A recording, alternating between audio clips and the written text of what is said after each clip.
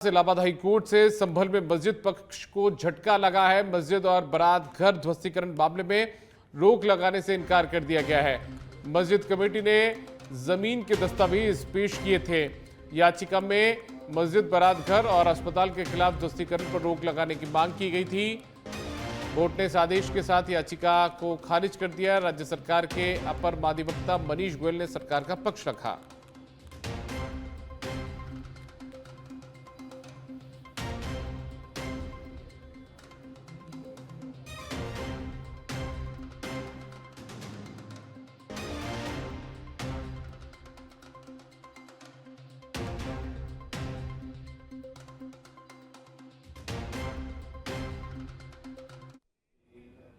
बिहार में चुनाव आयोग की बैठक खत्म हो गई है। राजनीतिक दलों ने एक फेज में चुनाव करवाने की मांग की है। सत्ता पक्ष ने जल्द और एक चरण में चुनाव कराने की मांग की।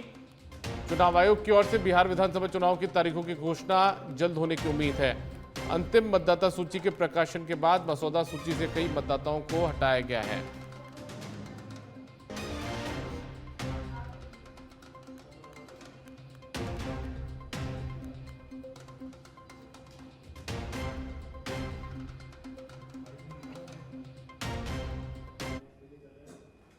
खबर जोधपुर से। यहां पर रैक्सीन की फैक्ट्री में भीषण आग लग गई। शिवांशी गेट क्षेत्र में यह फैक्ट्री बनी है। आग की सूचना मिलते ही मौके पर अफरा तफरी मच गई। सूचना मिलते ही दमकल की गाड़ियां भी मौके पर पहुंची है। तो एक फैक्ट्री में भीषण आग लगी है। शिवांशी गेट इलाका है जोधपुर का, वहां पर यह आग लगी और आग के स्थिति का अंदाजा आप तस्वीरें देखकर लगा सकते हैं कि कितना काले धुएं का गुबार आसमान में नजर आ रहा है। इसके अलावा आग की लपटें भी दूर से ही नजर आ रही है। एक बड़ी आग यहां पर लगी है और आग पर काबू पाने की कोशिशें, जद्दोजहद अग्निशमन बेड़े के जो कर्मचारी हैं वो करते हुए दिख रहे हैं। दमकल की गाड़ियां भी मौके पर पहुंची है तुरंत प्रभाव से और अब आग पर काबू पाने की कोशिशें लगातार चल रही हैं। शिवांशी गेट इलाका है जोधपुर में, वहां पर यह रैक्सीन की फैक्ट्री है और दमकल के जरिए, पानी की बौछारों के जरिए आग पर काबू पाने की कोशिशें लगातार की जा रही हैं।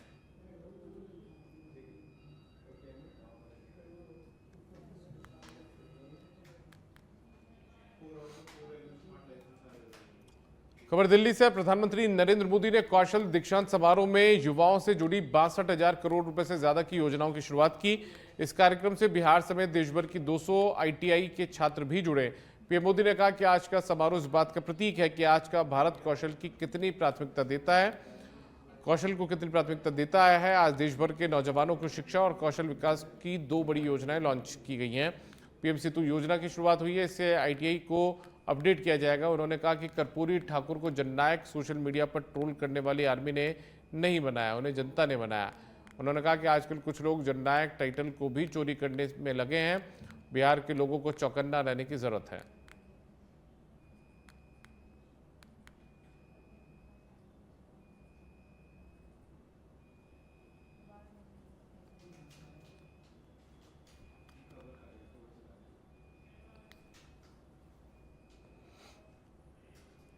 चिड़ावा उपजिला अस्पताल में नर्सिंग कर्मियों और अधिकारियों के बीच विवाद तेज होता जा रहा है। नर्सिंग कर्मियों ने 2 घंटे का कार्य बहिष्कार कर अस्पताल परिसर में धरना शुरू किया। उन्होंने बीसीएमओ के खिलाफ दुर्व्यवहार और उनके कार्यालय के कार्मिक पर मारपीट करने का आरोप लगाया है। नर्सिंग कर्मियों का आरोप है कि अस्पताल में लगातार उन्हें धमकाया जा रहा है और जब तक इस मामले में दोषी अधिकारियों के खिलाफ कार्रवाई नहीं की जा रही, नर्सिंग कर्मियों ने चेतावनी दी है कि यदि प्रशासन ने उनकी मांगों पर ध्यान नहीं दिया और आरोपियों के खिलाफ कार्रवाई नहीं की तो उनका ये आंदोलन और तेज किया जाएगा। 5 दिन पहले हमारे नर्सिंग ऑफिसर महेश जी गुजरात के साथ सीनियर एलटी हैं राजेंद्र जी ढाका, उनके द्वारा मारपीट करी गई थी। उनके कंधे में और हाथ में फ्रैक्चर हो गया, उनको चोट आई है। जब वो 22 नंबर में प्लास्टर करवा रहे थे तब हम सभी स्टाफ वहाँ पे उनके पास खड़े थे। राजेंद्र जी ढाका को समझा रहे थे ऐसे कि आप इतने सीनियर स्टाफ हो, आपके द्वारा ऐसे मारपीट करना अच्छी बात नहीं है ना। उसी टाइम बीसीएमओ सर कटेवा से कहीं ड्यूटी से आए होंगे, अंदर एंटर करे। एंटर करते ही सभी स्टाफ बोल रहे थे, लेकिन मैं गेट के पास खड़ी थी। उन्होंने मुझे गेट में एंटर करते ही मेरी तरफ देखा और ऐसे उंगली करके इशारा करा। 5 टोंक के रिवाई से खबर है, किसानों की मजबूरी को मुनाफाखोर खाद विक्रेता खुलेआम भुना रहे हैं। पूरे क्षेत्र में जाएं और डीएपी खाद की किल्लत से किसान बेहाल है। वहीं दूसरी ओर खाद विक्रेता अवैध रूप से मानक कीमत से ज्यादा दामों पर खाद बेचकर जमकर कालाबाजारी कर रहे हैं। सबसे गंभीर मामला निवाई रिको क्षेत्र स्थित गोयल एंटरप्राइजेस के गोदाम से सामने आया। वहां कई पिकअप भरकर खाद गांवों में महंगे दामों पर भेजी गई। जब किसान खाद लेने सीधे दुकान पर पहुंचे तो उनके साथ न केवल दुर्व्यवहार किया जाता है, उनसे मानक दर से ज्यादा वसूली भी की जाती है। इस पूरे मामले में प्रशासन की कार्यप्रणाली पर सवाल खड़े हो रहे हैं।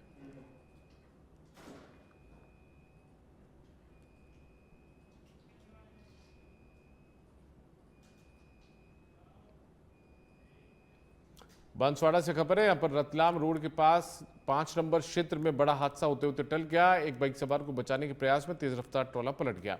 ट्रॉले में अवैध रूप से ओवरलोड गिट्टी भरी थी, जो पलटने के बाद सड़क पर बिखर गई। हादसे में ट्रोला चालक को हल्की चोटें आई हैं। सूचना मिलते ही कोतवाली थाना पुलिस मौके पर पहुंची और ट्रोला हटवाने के लिए क्रेन को बुलवाया गया।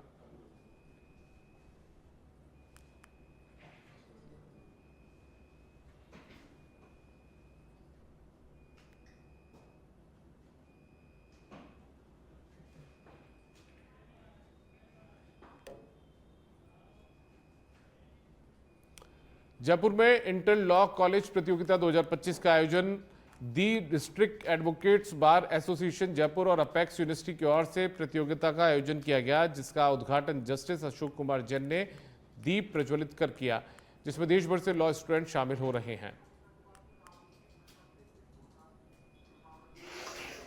हम क्या है कि आपने सही बोला, जिस समय में भारतीय न्याय व्यवस्था और दूसरे राजाओं से प्रभावित हुई, या राजा का मतलब whosoever rules the country, उससे प्रभावित हुई, और 400 साल, 450 साल पहले जब देश में कॉमन लॉ थ्योरी आई, उससे पहले हमारी अपनी न्याय व्यवस्था थी, प्राचीन न्याय व्यवस्था, और वो न्याय व्यवस्था काफी अच्छी रही।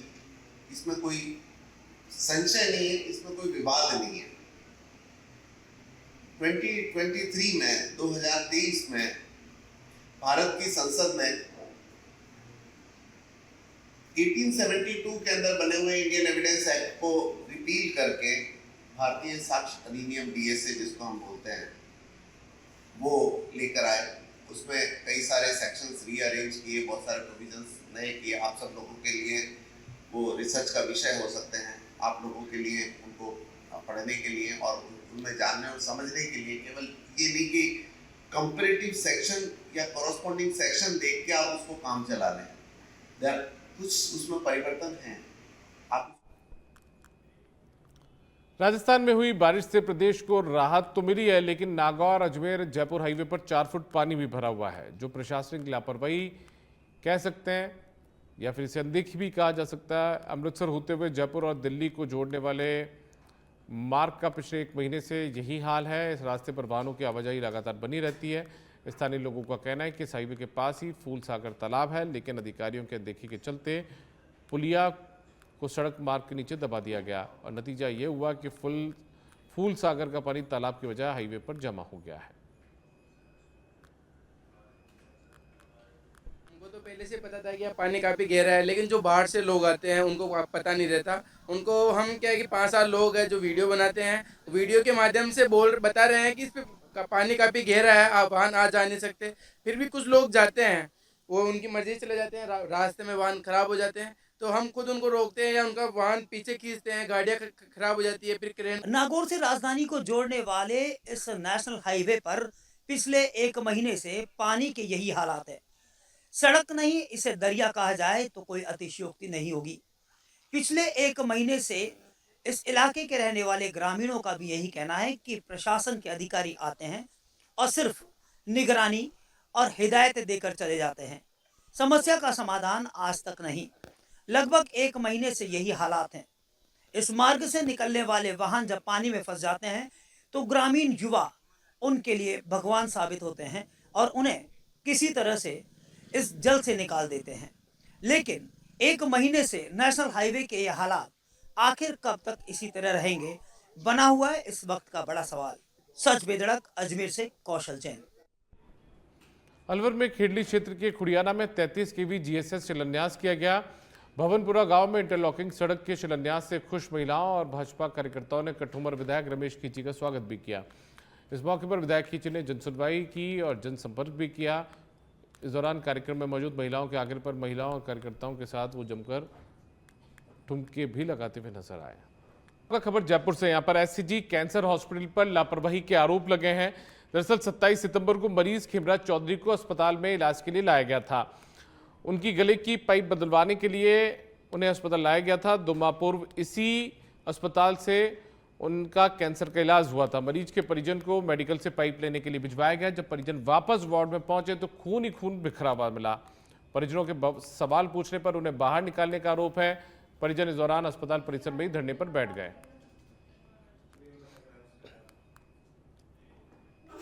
खबर झुंझुनू से, यहाँ पर बग्गड़ के पास मटके tree house senior secondary school में चल रही 69वीं राज्य स्तरीय अंडर 17 कराटे प्रतियोगिता विवादों में है। बाहर से आए खिलाड़ियों ने आयोजन समिति, कोच और निर्णायक मंडल पर गंभीर आरोप लगाए हैं।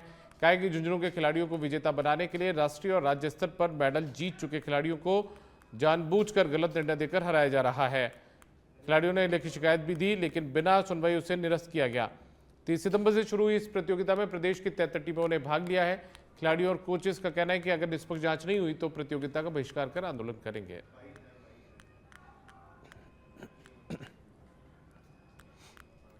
पाली के सुमेरपुर से खबर है, यहाँ पर कोलीवाड़ा गांव में बने एनीकट की पाल तोड़े जाने को लेकर ग्रामीणों में गहरा आक्रोश है। इस संबंध में ग्रामीण बड़ी संख्या में तहसीलदार कार्यालय पहुंचे और उपखंड अधिकारी के नाम तहसीलदार को ज्ञापन सौंपकर भू माफियाओं के खिलाफ सख्त कार्रवाई की मांग की है।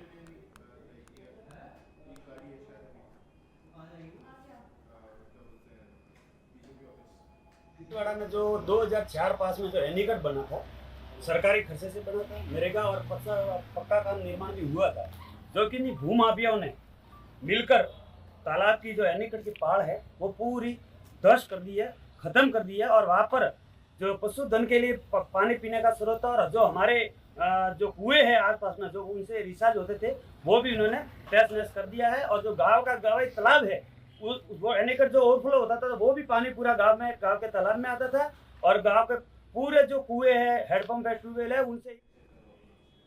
खबर फलौदी से, जहां खारा और उग्रास गांवों के किसान रास्ते की समस्या से परेशान है। इस पर ग्रामीणों ने गांव में आयोजित ग्राम सेवा शिविर प्रभारी को लिखित में शिकायत दी।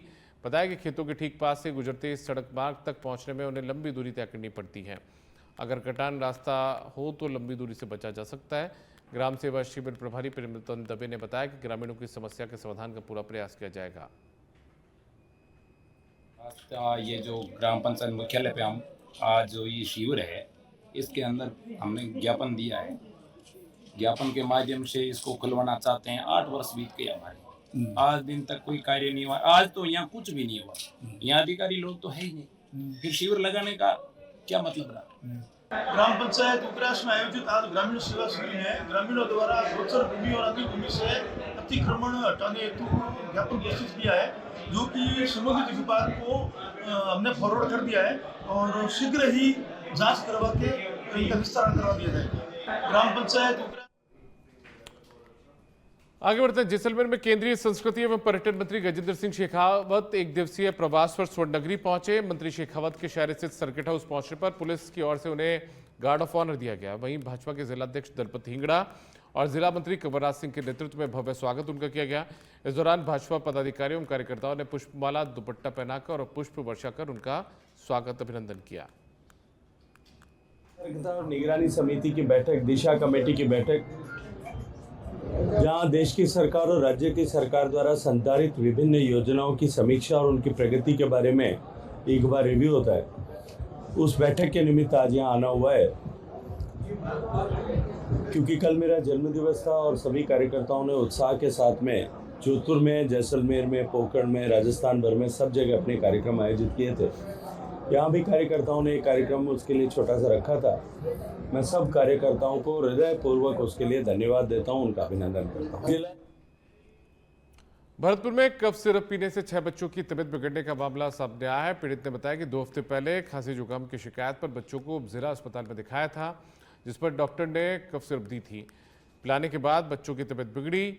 इसके बाद बच्चों को जनरल अस्पताल में भर्ती करवाया गया और उनकी तबीयत में सुधार हुआ। परिजनों का दावा है कि सिरप से ही बच्चों की तबीयत बिगड़ी थी।